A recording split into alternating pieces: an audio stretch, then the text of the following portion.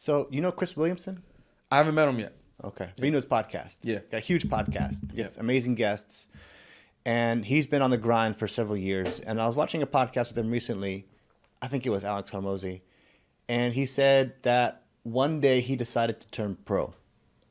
And what that meant to him was if his activity, podcasting, was a professional sport, what actions would a professional athlete do in order to turn from amateur to pro? Yeah, I like that. And I started thinking about that. And he's like, I'm turning pro. Okay. Yeah. So, and you can turn pro in whatever it is that you do. 100%. So, what are some of the things that you have done to turn pro? And how do you be an amazing podcast host? First thing I do to turn pro was quit my job. I feel like you gotta go all in. Right? Like Kobe had an insane work ethic because he went all in. And he surveyed the field and knew, okay, the average NBA player works out 1 to 2 times a day. I'm gonna work out 4 times a day. Yeah. You know what I'm saying? So if I work out 4 times a day in 5 years or whatever time frame is, there's no way that they can catch me. Mm-hmm. Right? So I decided to quit my job. I went all in on coaching, mentorship programs, like tighten up my morning routine. And I just took it more and more serious. And then it took me listening to, so I was paying attention to like people around me who said, hey, listen, Brenda, there's something to this podcast thing I think you're missing. So you should look a little closely at it. Because at that time I was just doing interviews, but it wasn't part of my business like model. So then I kind of took some time. It took me about a month, and then it was just like a eureka moment, right? So when it comes to going pro, what I would do is start taking it seriously. So number one would be, does your podcast release consistently every week? Is it a certain day? Is it a certain time that it comes out, like a show? Mm-hmm. That's probably number one. The second thing I would do is like, what is your, I call it the 4P plan. Like, what's your post-podcast promo plan? What's the things that you do once the podcast goes up? Most people just post it and then hope that people catch it, right? So what's going to be your strategy?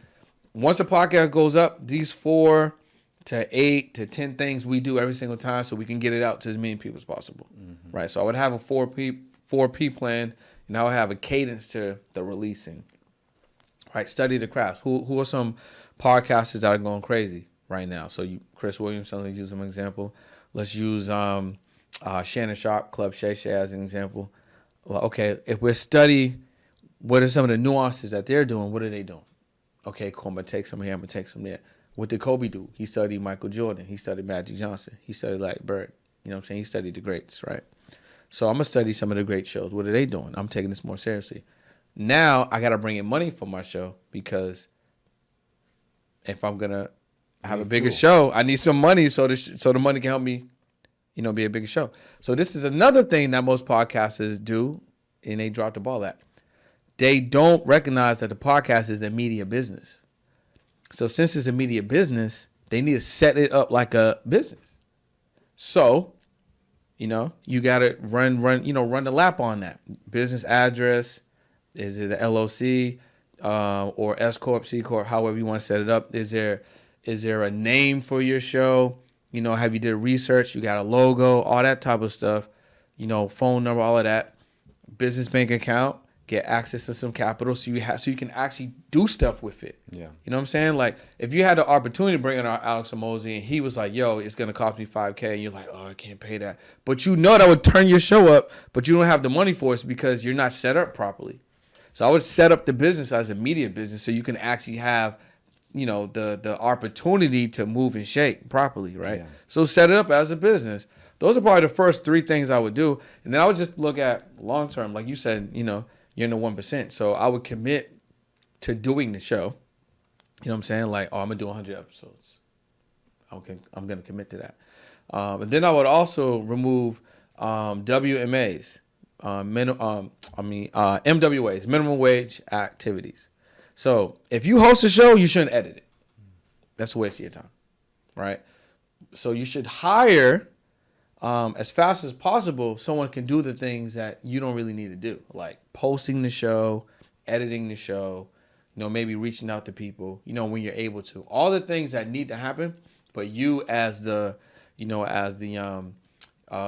host or the owner, the founder, the leader, you got to be focused on things to move the needle forward. So that means you need to start using some software, some maybe AI tools or something, hire an editor or VA, and then allow yourself to focus on, larger things.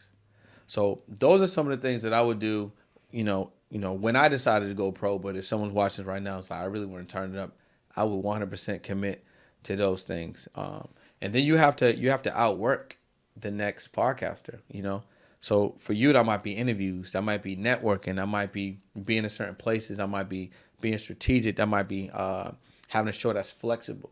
Like my show is flexible. I can take it anywhere, right? So you might have a studio where you do the majority of your shows, but maybe like, y'all want to meet more people, so I'm going to be going to different events, I'm going to have, a version of my podcast that can be mobile, so I can do interviews maybe on the street, or I can do interviews at an event or something like that. So I think things like that will help contribute to that. You start actually running it like a business and not just like a show that you do sometimes. Yeah. Yeah.